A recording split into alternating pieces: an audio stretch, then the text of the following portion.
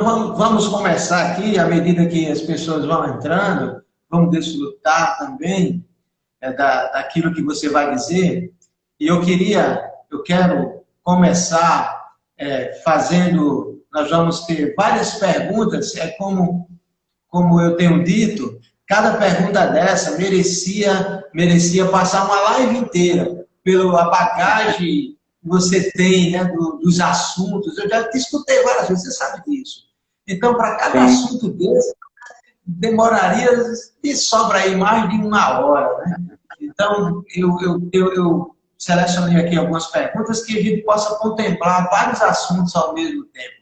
E você vai ter essa árdua tarefa de tentar resumir o máximo para que o maior número de assuntos possa ser contemplado aqui por cada um. Então, a primeira pergunta é de um texto bíblico que diz o seguinte: por isso deixa o homem, pai e mãe, e se une à sua mulher, tornando-se os dois uma só carne. Então, eu gostaria que você explicasse esse texto, especialmente as suas implicações no relacionamento de pai e mãe, depois que a pessoa casa, como se dá essa expressão, deixa o homem, e se possível também uma só carne, essas duas expressões. Ótimo, ótimo. Essa expressão, ela é muito interessante. Às vezes a gente pega um texto bíblico, a gente, que eu digo nós, né, o cristão, às vezes nós pastores, e a gente não se detém nos detalhes. Essa expressão deixar é uma expressão, é o segredo do casamento. Quando eu caso, o que é que eu deixo? Ou tenho que deixar? Eu tenho que deixar a minha cultura, eu tenho que deixar meus costumes, eu tenho que deixar muitas vezes princípios de família, história familiar. A cultura, ela engloba tudo, né? Ela engloba tudo. Então, esse deixar, eu saio da minha casa, a esposa sai da casa dela, ela traz uma bagagem tremenda dela, que vem do pai, que vem da mãe, que vem da história, que vem da alimentação dela, do costume dela, do mundo dela, dos valores dela. É muita coisa. E aí eu venho de outro mundo. Então, quando eu casei, pastor Jean, eu tinha 25 anos. Então, são 25 anos dormindo na mesma cama, ouvindo minha mãe, comendo o tempero da minha mãe, o costume da minha mãe, o costume da minha família, a tradição familiar. Eu trago tudo isso para onde? Para dentro de um casamento. Então, o desafio de deixar é muito grande. Qual é a guerra número 1 dos casais? A guerra número 1 é que um quer transformar o outro. Quer mudar o outro. Essa é a maior guerra. Então, quando eu caso, eu quero transformar minha mulher na minha bagagem, no meu costume, nos meus valores, nos meus princípios. Meu irmão Jean e quem está nos ouvindo, não é simples você deixar um tempero de uma mãe de 25 anos. Isso não é simples.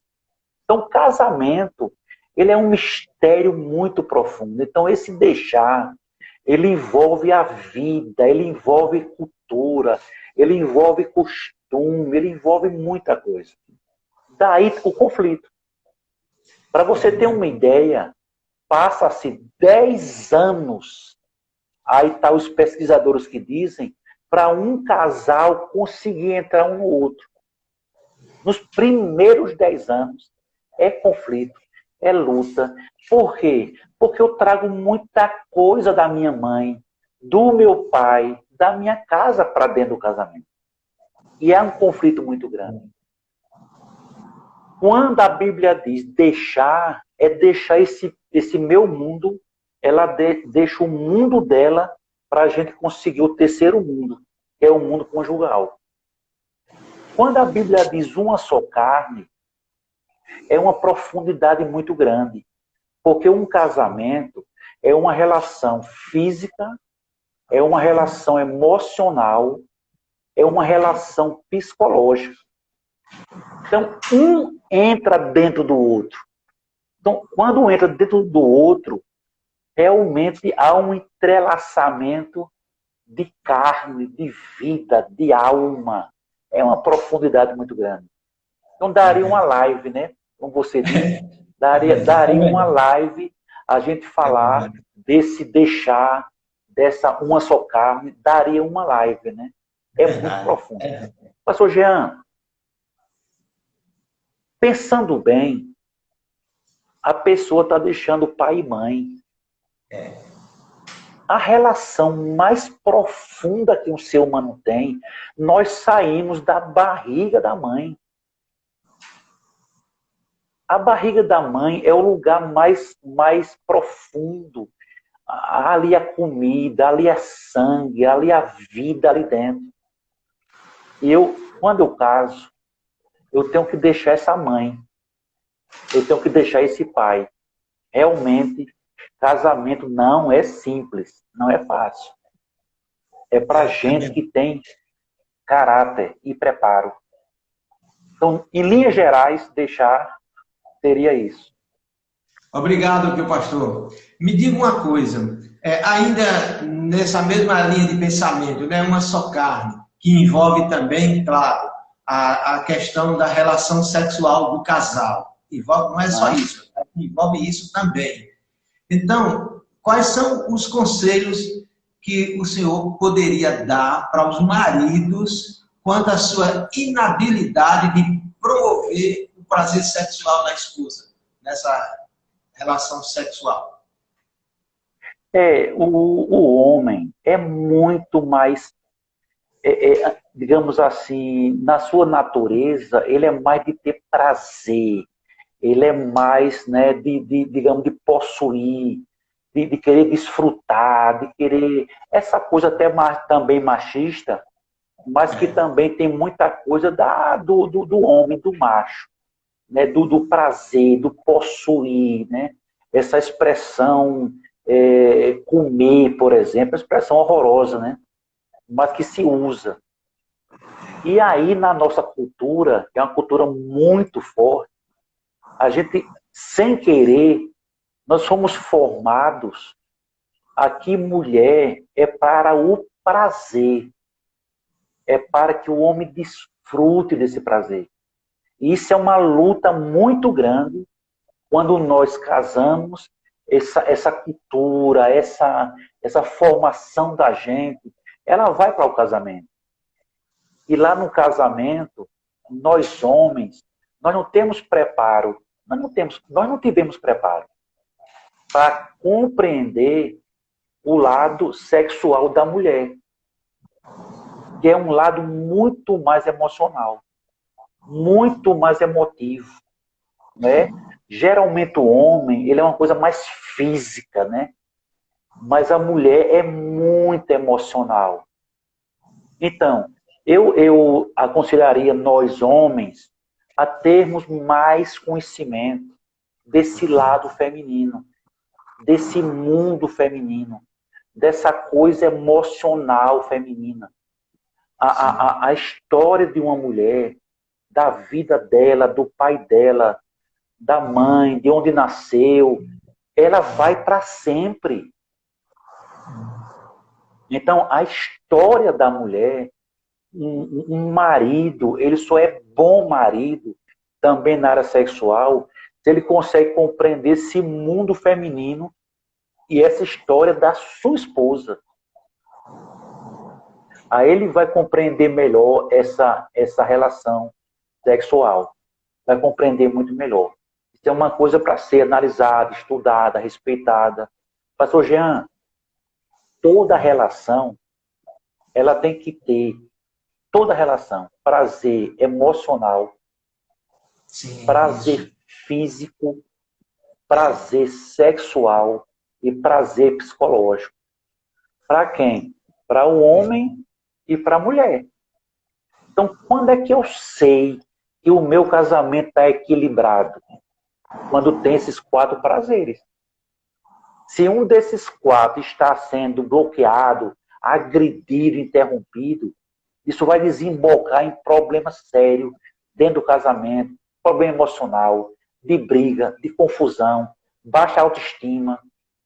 Porque uma relação sexual, ela não é só física. Ela é muito emocional, ela é muito espiritual. Por isso a Bíblia fala, né? Ela fala muito sobre isso, quando diz lá em 1 Pedro, coabitai com a vossa mulher com entendimento, para que a vossa oração não seja interrompida. Observe que coisa profunda, que coisa estupenda. A relação sexual, ela trava a oração. Por isso, o apóstolo Pedro diz, coabitai com entendimento. Então, entendimento é razão, entendimento é conhecimento, entendimento é muito além do que corpo. Muito além do que corpo. Não é? É verdade. É verdade. Meu querido, nós temos, como pastor, nós temos ouvido muito e temos visto também sobre a questão da criação de filhos.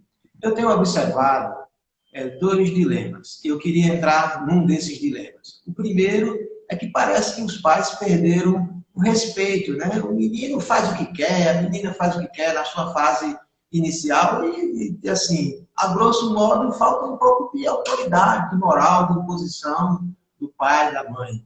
Mas eu queria que você abordasse mais a questão de quando o menino ou a menina chega numa fase adulta e que mora com os pais, e aí muitas vezes aqueles pais que são crentes querem ver no caminho de Deus, querem ver servindo a Jesus Cristo, e aquele menino, que não é menino mais, aquela moça ou aquele rapaz, ele tem relutância, tem atitudes rebeldes. Então, qual conselho você daria para esses pais lidar com um adolescente ou com um jovem vivendo essa rebeldia dentro da casa?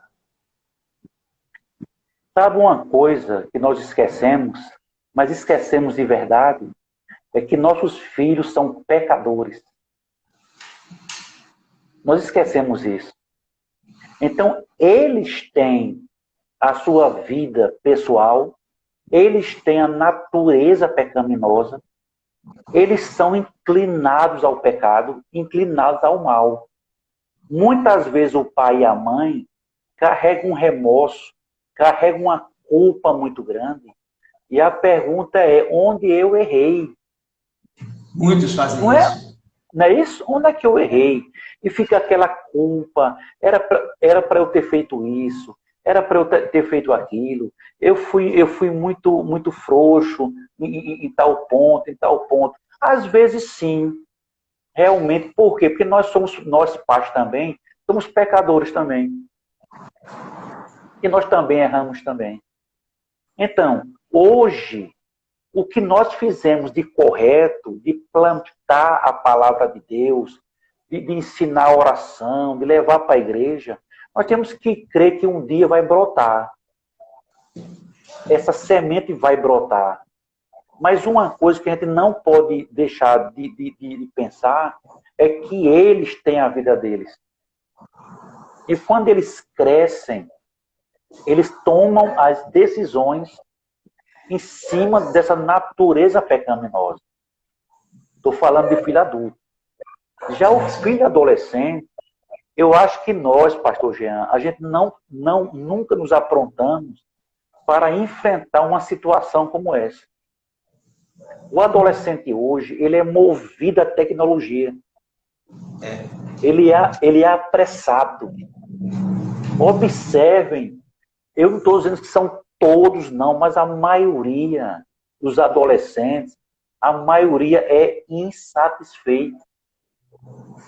São insensíveis. Então, é uma geração muito insensível, é uma geração insatisfeita e é uma geração que espiritualmente a gente percebe uma frieza de impressionar. Então, assim, muitos pais têm que colocar regras. Estou falando do filho adolescente. Tem que colocar regra. Muitos pais tem que ainda hoje mandar em casa. Não pode alguém de 14 anos, 15 anos, 17 anos mandar mais em casa do que um pai e uma mãe. De 13 anos, de 12 anos. Não pode. Uma pessoa de 20, 25, tal, eu me calo porque realmente é um mundo já dele já. Mas um adolescente de 12 anos, 13 anos, 11 anos, 16 anos, às vezes ele manda em casa. Não é verdade isso? Ele manda no seu... Quer dizer, eu creio que nós pais hoje temos que pedir a Deus, clamar a Deus, para que a gente volte a ter autoridade. Agora, pastor Jean, está começando, sabe quando? Está começando pequenininho. Olha, esse menininho de 2 anos, 3 anos, 5 anos, 7 anos, eles estão mandando. Eles estão pintando e bordando. Eles estão usando o celular a hora que eles querem. Dentro da igreja, ele corre para lá, corre para cá, vai lá para fora. Então, os pais não estão conseguindo mandar numa criança de 5 anos, de 4 anos, de 7 anos. Então, um pai e uma mãe que não consegue mandar num filho de 5 anos, de 8 anos, vai ser um desastre na adolescência. Então, eu creio que nós necessitamos clamar a Deus. Senhor, nos dá força, nos dá coragem, nos dá... para a gente dominar essa geração que está chegando aí. Pense no desastre, essa geração pequena aí, quando completar 20 anos, 25 anos. E agora com 5 anos, 3 anos, 8 anos, faz o que quer. Então, nós estamos num momento muito difícil, pastor. Muito difícil. Ou a gente toma rédeas, meu Deus. A questão também do abuso, né, do celular, todo o tempo o celular. Eu até escutei a psicóloga que quis a sua filha dizer que isso é um mal para a criança, né? Então, por aí vai. O desastre, os pais não se atentam para isso. Meu querido, queria que você falasse um pouquinho agora sobre a questão das finanças. E aí, por exemplo, aqui na minha casa, minha esposa trabalhava e eu trabalhava. Agora só eu trabalho, sustento a casa, né? Mas como eu faço aqui na minha casa? O meu dinheiro é o dinheiro dela. A gente tem conta conjunta, o cartão é meu e é dela também, é no nome dos dois. Eu queria que você desse uma palavrinha sobre as finanças, porque o que eu noto muitas vezes é que, às vezes, um trabalha, o outro não trabalha, há uma certa humilhação para pedir uma coisa ou outra, ou às vezes um diz o dinheiro é meu, o dinheiro é seu, às vezes há uma competição no casamento sobre essa questão financeira. Se você puder, como é que você faz aí? Quais os conselhos que você daria para um casal melhor administrar essa parte das finanças da sua casa? Olha, primeiro, uma coisa absurda é dizer meu dinheiro e seu dinheiro. Eu acho que o dinheiro é da família. Se o casal compreender quem é que paga a água, quem é que paga a luz, quem é que faz a feira, quem é que paga a casa, é a família. Então, a primeira coisa, pastor Jean, e há um texto bíblico que Jesus disse, eu queria destacar, e quem é casado que está nos ouvindo aí, que pudesse acordar para esse texto. O texto diz assim, uma casa dividida não subsiste. Uma casa dividida não subsiste. Então, o dinheiro, ele é da família. Eu tenho que economizar água, eu tenho que economizar luz, eu tenho que cooperar. Para quê? Para o bem da família. Então, marido e mulher têm que entrar sempre em acordo, os gastos da casa. Se os dois trabalham, como é que vai ser? Se os dois trabalham, como é que vai ser as despesas? Agora, se só um trabalha, Os outros têm que cooperar, têm que ajudar, têm que economizar, têm que fazer tudo para ter paz dentro de casa. Então, na questão financeira, e a questão financeira também é espiritual. Quando Jesus citou sobre finanças, sobre bens, ele citou Mamon. Ele deu o nome Mamon porque é um Deus. Então, a parte financeira é uma parte poderosa que pode acabar com a família, pode destruir um lar. Então, marido e mulher tem que acabar com toda a briga, toda a confusão na questão financeira. Tem que entrar em acordo, tem que economizar, tem que ter alvos, tem que ter metas. Vai comprar um carro, tem que ser de acordo. Vai comprar uma coisa, uma reforma, uma geladeira, tem que ser acordo. É uma família. Parece, pastor Jean, que nós perdemos a noção do que é uma família. Família é um time. Família é um grupo fechado, baseado em se ajudar, em construir. Quem vai ganhar? Todo mundo. Quem vai perder? Todo mundo. Não é? Então, entrar em acordo é um assunto espiritual.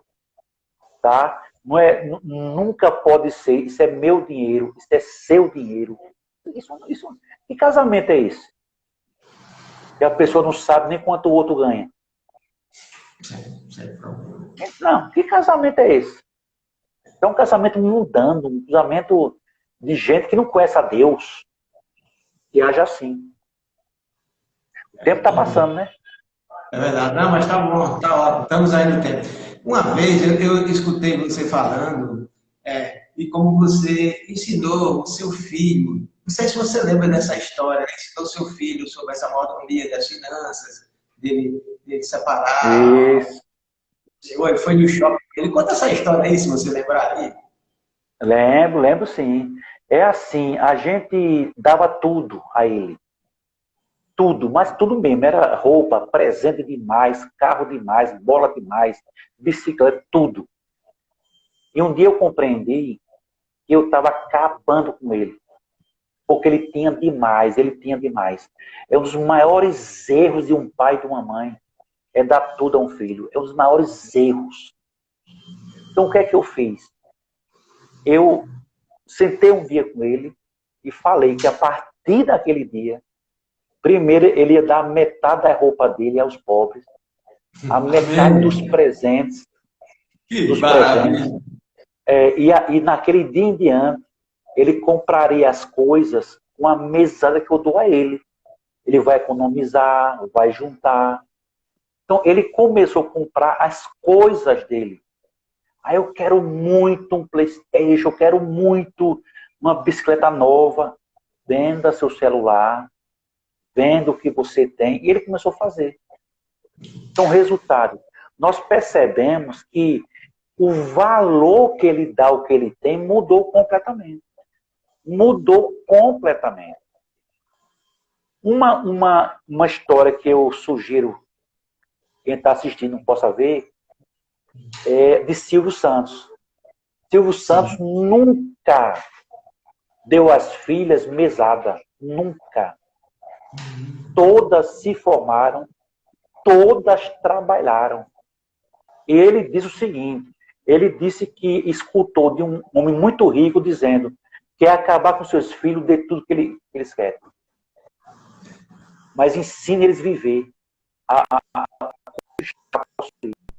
Então, esse é o testemunho.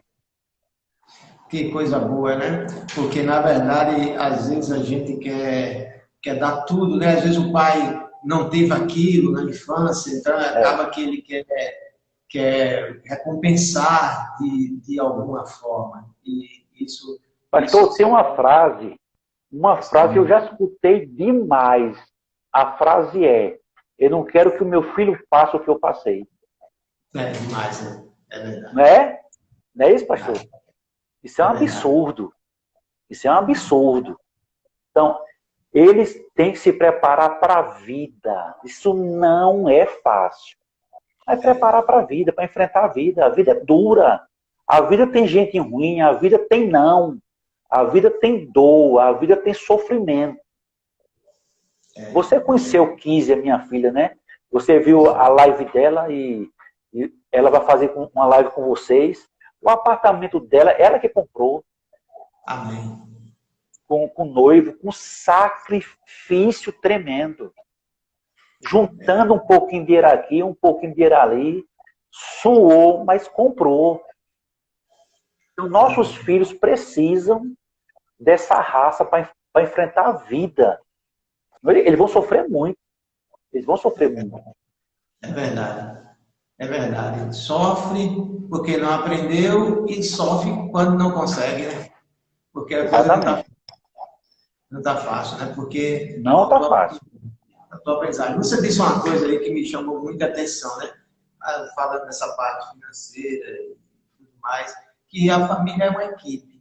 E realmente é uma equipe, né? Tem uma frase que diz que a família é como um jogo.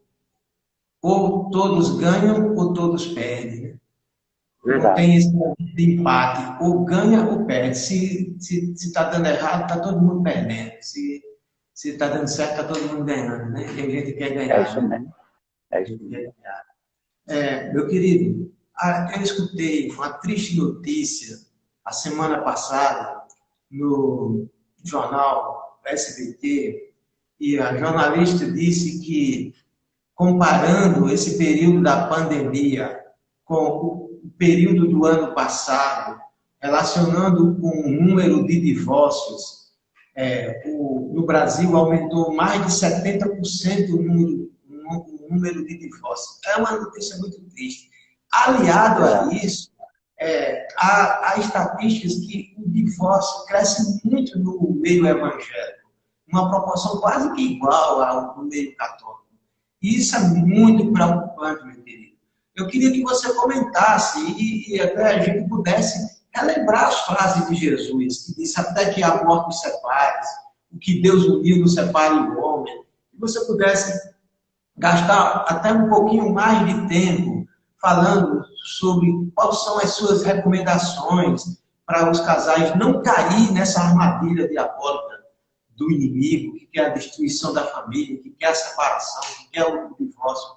Queria que você falasse sobre isso, porque eu sei que você atende muitas pessoas em situação dessa forma, em situação ao ponto de fazer uma coisa dessa que não agrada a Deus. Na verdade, o que eu tenho dito em várias lives, estão me perguntando muito isso, por que aumentou? Aumentou porque as pessoas que divorciaram agora, na quarentena, aliás, não é quarentena, é essa pandemia toda, são pessoas que já vinham arranhadas, já vinham desgastadas, já vinham com problemas, já vinham com luta, com certeza. Um casamento não se acaba em 4 meses, não. Então, quem deu entrada agora no divórcio é porque já tinha um casamento muito ruim já. Já vinha um casamento horrível, com luta e problema. Aí o que aconteceu? Piorou muito mais ainda, porque hoje a gente está trancado dentro de casa. A minha esposa falou uma coisa numa live muito interessante. Em uma região, tinha poucos espinhos, né? E naquela região teve frio. E o frio foi tão grande que eles tiveram que se juntar, os porcos. E aí começou a se furar demais um ao outro. Então me parece que essa tempestade agora juntou os porcos. E aí começou a se furar demais. Eles já vinham se furando antes. E agora foi demais. Então, como a gente está em casa agora, Pastor Jean, quem está nos ouvindo, agora se revelou o pior das pessoas. E também está se revelando o melhor.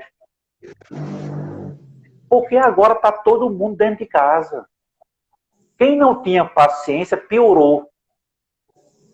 Quem não tinha aquele respeito e amor, piorou. Por quê? Porque a quarentena, ela é uma prova de caráter. Ela é um teste de fogo. Então, agora, essas pessoas que estão divorciando, que são evangélicas, que são muitas, que também estão se divorciando, aqui na Paraíba, a cada 4 casamentos, um termina em divórcio. Isso é muito. Isso é muito. E aí eu fui dar uma lida sobre a questão dos evangélicos e eles estão no mesmo patamar. A cada 4, um divórcio. No mundo, no incrédulo, eu até me calo. Eles estão entregues ao pecado. Mas no meio evangélico, briga, divórcio, confusão. Pastor Jean, é falta de Deus na vida. Não há dúvida, não há dúvida. Um casal que briga demais, é confusão demais e quer divorciar, e esse casal se diz evangélico, esse casal, o marido e a mulher, falta Deus na vida. Falta devocional, falta oração, falta envolvimento com Deus, falta temor a Deus, porque um casal que teme a Deus, que tem relação com Deus, um casal que tem um devocional, que tem a vida de oração, um casal, pastor, que respeita a Bíblia, que ama a Bíblia, ele não vai querer divorciar. Amém. Verdade. Ele vai querer consertar o casamento. Eles vão querer, Senhor, vem aqui. Senhor, tem misericórdia. Senhor, salva nosso casamento. Perdoa nossos pecados. A gente está pecando. A gente está agredindo um ao outro. A gente está acusando o outro. A gente está brigando demais. Se eles são crentes de verdade, eles vão buscar a Deus. Eles não vão buscar o divórcio. Então, pastor Jean, nós pastores temos que começar a pregar mais sobre isso. Casal crente tem que voltar a orar mais. Tem que voltar a ler mais Bíblia. Tem que voltar a respeitar a Bíblia. Respeitar a Deus. Porque Deus odeia o divórcio. Ah, mas o casamento tal é confusão, é briga, é isso. São cristãos? Conhecem a Deus? Se conhecerem, vão buscar a solução em Deus. Amém. Nunca o divórcio é a solução. Estou falando para cristão, para crente. Crente de verdade. Nunca é a solução. A solução é clamar a Deus por socorro, por misericórdia. Deus vem salvar a minha casa, vem consertar a minha casa, vem limpar a minha casa, vem nos ajudar. Aí Deus faz. Então, divórcio não é a solução. É verdade, é verdade. Meu querido, também eu queria que você comentasse um pouco sobre o vício da pornografia. Porque hoje, com esse acesso à internet, aos meios midiáticos, parece que é muito fácil. Principalmente, eu acredito que, tanto para o homem como para a mulher, mas eu acho que é mais um problema do homem. Talvez eu esteja errado. Do homem, é do homem. De buscar na pornografia uma certa satisfação. E isso também, além de atrapalhar o seu relacionamento dentro da família, atrapalha evidentemente o seu relacionamento com Deus. Quais seriam as recomendações, os conselhos que você dá para uma pessoa que caiu nesse vício, e se tornou um vício, né, ao olhar a pornografia? Primeiro é um vício. Então, quem aí for curioso, e eu espero que seja, vá ler sobre isso. O vício da pornografia é pior do que o vício em cocaína. É pior do que o vício em cocaína. O efeito de uma pornografia na mente humana, principalmente na mente do homem, é um efeito devastador. ele produz um hormônio que leva o homem a uma excitação, a um prazer, além do que o corpo humano pode proporcionar normalmente. Por isso a pornografia é viciante, porque ele estimula hormônios, ele estimula algumas partes do cérebro, onde a cocaína também estimula. Então a pornografia, ela é extremamente viciante. Viciante. Então, primeiro, ela promove o vício. Segundo, com o tempo passando, o homem e a mulher, mais o homem, perde, pastor Jean, a noção do real. E a mente dele não consegue mais compreender o que é real e o que é ilusório. Então, há uma confusão mental muito grande.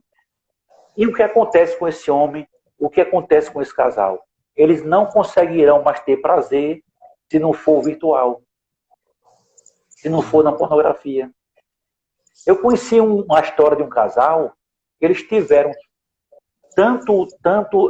os dois, o casal, explorou tanto a questão pornografia, que os dois não conseguiam mais ter relação sexual se não fosse assistindo um filme. Não conseguiam mais. E muitas vezes, um ia para um quarto, o outro ia para outro quarto para assistirem separado para depois se juntar. Então, é viciante, é viciante. Em terceiro lugar, a pornografia, geralmente, quem financia, geralmente é o crime organizado. Então, quando a pessoa consome, ela também está financiando, não é, crime organizado, grupos, né, que patrocinam isso. E, em quarto lugar, é uma destruição da imagem da mulher. Um homem que vê pornografia, ele não trata uma mulher bem. A mulher vira objeto, a mulher vira, desculpa a expressão, um troço. Então são pelo menos esses 4 fatores gravíssimos para quem consome pornografia. Como parar? Se o vício estiver num grau muito grande, a pessoa não consegue parar, a não ser com tratamento, com profissional e até remédio. Dependendo do grau que essa pessoa está. Mas, se esse grau é menor, eu aconselho que está nos ouvindo, primeiro, clamar o céu, clamar o sangue de Jesus. Mas de verdade, sentir o seu pecado, sentir a sua miséria e gemer diante de Deus pedindo libertação. E, em segundo lugar, se não fugir, não vence nunca. É fugir. É ler terapia, é ler vídeo sobre isso. É fugir. Senão não consegue. Porque é muito forte. É muito forte. É verdade. Infelizmente, nós temos essa triste realidade que precisamos enfrentar, né? Enfrentar. Meu querido, eu tenho mais uma pergunta e depois tem suas considerações, mas eu quero deixar aqui aberto para aqueles que estão conosco, se quiserem fazer alguma pergunta, já vão aí pensando. Eu só tenho mais uma pergunta, depois o pastor vai fazer as suas considerações finais, mas antes de fazer as suas considerações, você tem a oportunidade de fazer uma pergunta, postar aqui alguma pergunta, se assim você quiser. Mas minha pergunta, ela vai no seguinte direcionamento. Como a gente pode cuidar melhor da nossa saúde mental em tempos de Covid-19? E aí eu queria que você falasse um pouco sobre esse equilíbrio emocional, sobre essa saúde emocional, porque há um destempero, há muitas atitudes que demonstram claramente que falta esse equilíbrio emocional. Ira e outras coisas mais que estão aí dentro desse bojo da saúde emocional. Então, como cuidar? Como a gente cuida dessa saúde mental e emocional?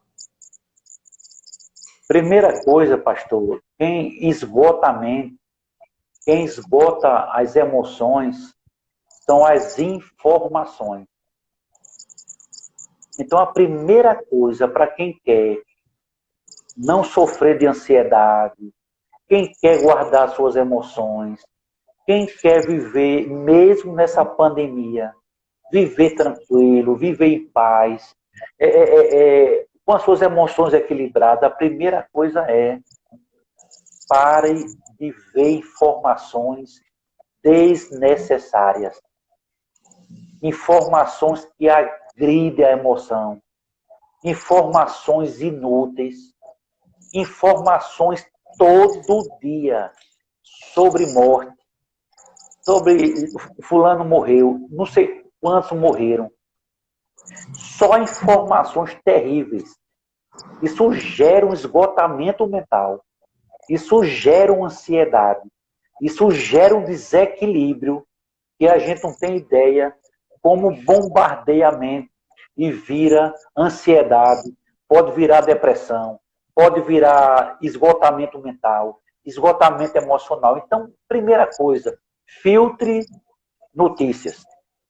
Segunda coisa, de verdade, mas de verdade, quando você acordar pela manhã, passe no mínimo 30 minutos orando, lendo a Bíblia, escutando um louvor, vá lá para o seu terraço, vá lá para o seu quintal, olhe a natureza, faça respiração, olhe para a natureza, olhe para o céu. Isso gera um alívio aqui dentro. Tremendo. Tremendo mesmo. E não leia notícia maligna, ruim. Não repasse notícia. Não repasse notícia ruim. Então, conserve sua mente. Conserve suas emoções. À noite, quando for dormir, desliga tudo. Faz um momento com Deus. Escuta um hino. Sabe, coisas leves. Porque, pastor Jean, se a gente não conservar nossa mente, ninguém vai aguentar. Essa pandemia, o que é que está acontecendo com essa pandemia? É muita notícia. É muito medo. É empresas fechando. É gente desempregada. É gente morrendo. É um amigo que morreu. É o remédio que ninguém sabe se vai ter, se não vai ter. A vacina vai chegar esse ano. Não, é só o ano que vem. E é um tormento. É um tormento. Então a gente precisa conservar a mente, conservar as emoções. Necessitamos, no dia a dia, brincar em casa. Olha, põe aí um videozinho de brincadeira, um vídeo cacetada, uma pegadinha. Relaxar a mente, relaxar a mente. Senão a gente não aguenta. E manter a confiança. Deus está conosco. Olha, aconteça o que acontecer. Ele é fiel. Deus é verdadeiro. O que nós pregamos, o que nós cantamos, o que está na Bíblia é verdade. Então, leia a Bíblia para aliviar a alma, para aliviar o coração. Aquilo que você enche a sua mente, esgota ou alivia. Então, a gente precisa tomar essa decisão. É verdade. É como alguém colocou aqui, né? Tem que deixar o lixo de lado. O lixo, muito bem. É muito lixo. Muito lixo. É Rapaz, muito lixo. eu, quando começou, né, eu assistia muitos jornais. Aí hoje eu decidi só assistir um. E olha lá. Rapaz, eu vi muita desgraça. Teve um dia que eu fui assistir um jornal e de noite eu fiquei pensando, rapaz, o cara agonizando e tudo mais, sabe, passou, eles apelam realmente. Você Então, esgota a sua mente, esgota a mente. Tem que ocupar a mente com coisa boa. Senão não aguenta, pastor. Não aguenta, a mente não aguenta, não. Ela não Não tem, suporta. não tem quem seja forte o suficiente para dizer, não, eu vou assistir tudo, não tem tempo, porque vai entrar, Não, aquilo vai vai não. entrar na É, mente da pessoa, vai entrar, você é o que você lê, o que você escuta, e o que isso. você, né, está se alimentando no dia a dia. Então, esses conselhos que você deu realmente são são maravilhosos Amém. para a nossa vida.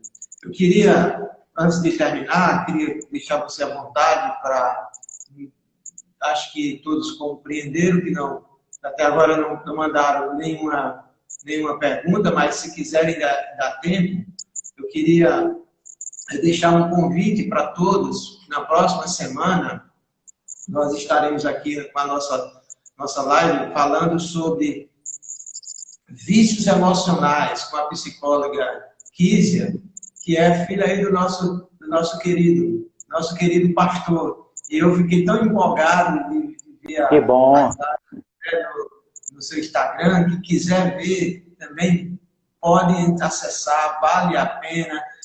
Dos sábados ele está com a sua live, eu acho que é 16 horas, voltando à Bíblia. É isso que nós precisamos, meu querido. Voltar 16 horas, voltar à Bíblia. de Deus, volte à Bíblia. Fala um pouquinho Meu, aí de voltar à amém, Bíblia. Fica à vontade para as suas considerações finais, meu querido. amém. O meu Instagram, e a minha filha Karen está aí, ela pode colocar aí, é Pastor Fontes 1. Todo sábado, esse tema de volta à Bíblia. Eu acho, pastor G, eu tenho 40 anos de evangelho. A minha geração estudava a Bíblia. A minha geração conhecia a Bíblia. As igrejas, elas ensinavam doutrina de maneira muito profunda. E eu acho que a geração de hoje, ela não está conseguindo entender o que é a Bíblia. Textos básicos, aquelas verdades básicas. Não é? Infelizmente, o evangelho de hoje não está conseguindo entender. Então, a minha proposta, todo sábado, é um retorno à Bíblia. Por exemplo, a semana passada eu falei sobre a diferença do Velho Testamento, do Novo Testamento e as implicações para a nossa vida. Porque tem muitas igrejas se utilizando do Velho Testamento, costumes, práticas judaicas, não é isso, pastor? Práticas do judaísmo, muitas igrejas. E sábado agora eu vou falar sobre interpretação bíblica. Como você pegar um texto e como você compreender. Quais são as normas para você compreender aquele texto, entender aquele texto. Então, sábado agora, se Deus quiser, 16 horas. O Instagram é Pastor Pontes 1, número 1. Eu quero estar com você aí. E se Deus quiser, semana que vem, com o pastor Jean, a live com a psicóloga Kise sobre vícios emocionais, que realmente é um tema muito bom. Tem também, pastor, saúde emocional, que ela também dá, que é muito bom também. Então foi um prazer muito grande estar com o pastor Jean, meu amigo. Um abração à sua esposa, seus filhos, à igreja, que eu gostei tanto aí em Natal. Foi um privilégio estar com você aqui. O prazer, rapaz, você sabe que o prazer é todo meu, né? Mas a gente, se Deus quiser, quando tudo isso passar, a gente vai tomar aquela sopinha novamente. Boa. Rapaz, muito obrigado, meu querido. Como eu disse no Nada. início, do coração, você é uma bênção na vida da gente, na igreja brasileira, na igreja Obrigado. nordestina. Muito obrigado, querido. Muito obrigado de coração. Eu queria que você pudesse terminar orando por nós, orando por todos que entraram aqui, orando por nossas famílias, para que Deus possa nos abençoar, para que Deus possa nos proteger, para que Deus Amém. possa nos fortificar. Ora aí por nós, queridos, terminando essa live maravilhosa. Amém. Eu queria, pastor, antes de orar, desafiar quem assistiu a live. Vai ficar gravada, não vai? Vai sim, vai. Então, quem assistiu, mande para um casal. Não é porque foi só sobre casamento hoje aqui. Então mande para um casal. Ó, a gente está com uma turma aí de Campina Grande, pastor. É de Leusa Soares, Joselma Soares, minhas irmãs lá de Campina Grande. Então, vamos orar, vamos orar, não é isso? Isso. Deus, obrigado por essa noite. Obrigado, Pai, que o Senhor é bom para conosco. E abençoa, meu Pai, a minha vida e a minha família, como também a vida do pastor Jean e sua casa. Põe em ordem o que está faltando e abençoa cada pessoa que ouviu, que assistiu. Meu Deus, sobre cada família que está vendo agora esse vídeo, essa live. Derrama a tua presença, trazendo paz para a alma e para as famílias. Em nome de Jesus. Amém. Amém, amém, queridão. Fica com Deus aí. Um abração, viu? Abração, Deus te abençoe. E diz a 15 aqui até 15, se tu quiser. Ok, Amém. ótimo. Vai. Amém. Abraço.